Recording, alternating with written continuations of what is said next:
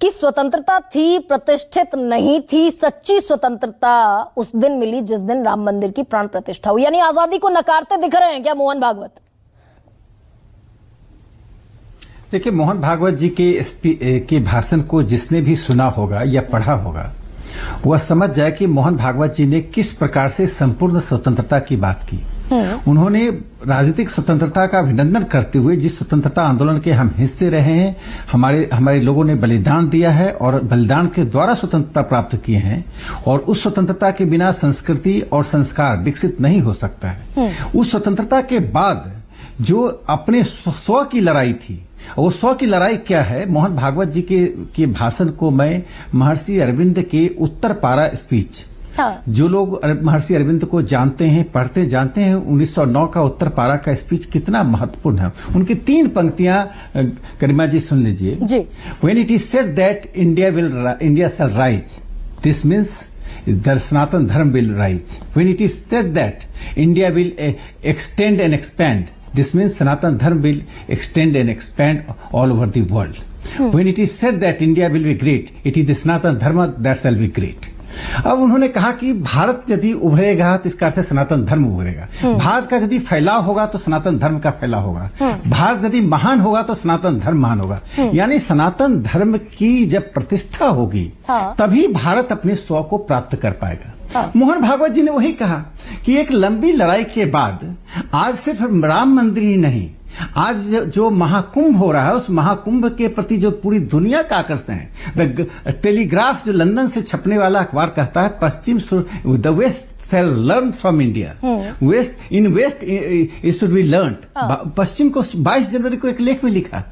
क्यों लिखा? तो राकेश जी, अगर राम मंदिर की प्राण प्रतिष्ठा भारत के सांस्कृतिक गौरव के लिए, शौर्य के लिए, पराक्रम के लिए, स्वतंत्रता के लिए इतनी जरूरी थी, तो आरएसएस को 60 बरस क्यों लग गए और बीजेपी को 40 बरस क्यों लग गए इसे पहचानने में? देखिए, मोहन भागवत जी ने यह तो नहीं कहा कि राष्ट्रीय स्वयंसेवक संघ ये लड़ाई जीती है। ये लड़ाई थी ही नहीं, यह तो हिंदुओं का संघर्ष था। और मोहन भागवत जी ने, मान लीजिए जो आज की पीढ़ी जो स्वतंत्रता आंदोलन की हिस्सा नहीं थी, हम अब जन्म लिए, और यदि हम स्वतंत्रता आंदोलन की बात करें, इसका मतलब कोई मुझसे पूछ सकता है तब आप कहाँ थे, पूर्व जन्म में आप क्या कर रहे थे? देखिए, बात यह है कि राष्ट्रीय स्वयंसेवक संघ हिंदुओं का संगठन है। हिंदुओं को संगठित करने के लिए, हिंदुओं की संस्कृति को बचाने के लिए, उसका प्रगतिशील विस्तार करने के लिए संघ काम कर रहा है। और वो हिंदुत्व पर आते आते आरएसएस को 60 बरस लग गए। मैं यही तो पूछना चाहती हूँ राकेश जी, और आप जैसा एक इंटरनेट इस बात का जवाब देगा, मैं ऐसी उम्मीद के साथ पूछ रही हूँ। भाई 1925 में संघ की स्थापना हुई और 1983 में संघ के पास, बाला देवरस के पास पहली बार प्रचारकों ने यह प्रस्ताव रखा। 60 बरस बाद ये हिंदुत्व जागा संघ। एकदम ठीक, एकदम ठीक बात कहा कि मैं बता दे रहा हूं कि इसके पहले संघ ने एक चीज की बहुत आवश्यकता समझी, और जब श्री गोलवलकर संघ के द्वितीय सरसंघ चालक थे, तब कर्नाटक के उडुपी में सभी धर्माचार्यों को एकत्रित करके अस्पृश्यता को समाप्त करने का संघ ने एक बीड़ा उठाया था। और पहली बार सभी धर्माचार्यों ने आकर 1960s में यह घोषणा की कि हम अस्पृश्यता के खिलाफ लेंगे। धर्माचार्यों का एक बड़ा वर्ग था जो अस्पृश्यता को धार्मिक मानता था।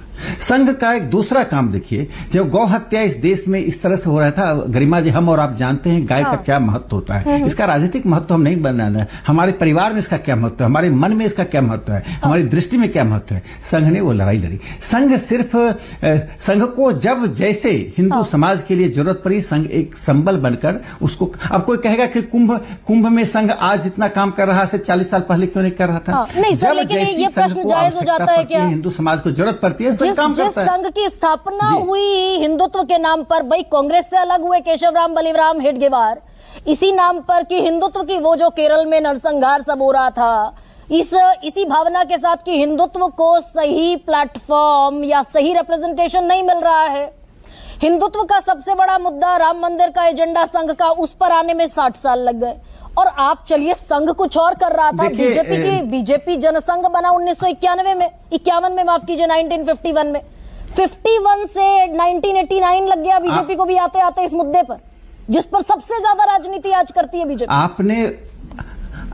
आपने सबसे महत्वपूर्ण सवाल उठाया है। शायद ये टीवी जगत के लिए मैं कहता हूं संघ के बारे में एक बहुत बड़ा सवाल है कि संघ की स्थापना 1925 में हुई और अब तक संघ क्या कर रहा था। तो मैं बता दूं कि इस दुनिया में शक्ति की पूजा होती है।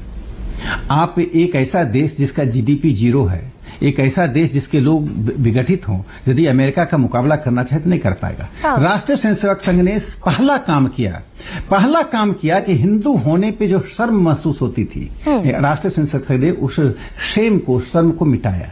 जो नेहरूवादियों ने नेहरू होने का शर्म किया। आपको मैं बता दूं कि आज क्या स्थिति है। 1954 में एक बहुत महत्वपूर्ण, जब हिंदुत्व का सवाल उठा, गरिमा जी मुझे 1 सेकंड का 30 सेकंड दीजिए। 1954 के कुंभ में पंडित जवाहरलाल नेहरू गए और क्या हुआ, 800 लोग मारे गए।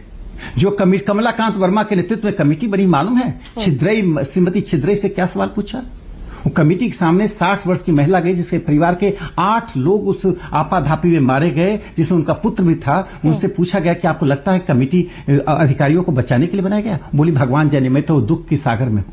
आपको पता है कि कमेटी आपको कोई पुनर्वास की व्यवस्था नहीं कर सकती? बोली मुझे नहीं बात, मैं तो दुख के सागर में हूं। बताइए, इतनी निर्दयता इसे हिंदुत्व के साथ किया। आज उस निर्दयता से सहृदयता तक आने की जो यात्रा है वो राष्ट्रीय स्वयंसेवक संघ की यात्रा है। यदि संघ नहीं होता, इस देश का डी-हिंदुआइजेशन हो रहा था। सब कुछ किया, ये भी किया कि 1949 में डॉक्टर भीमराव अंबेडकर के जो इस देश की सबसे बड़ी रूल बुक लिख गए, बाकायदा उनके पुतले भी जलाए गए।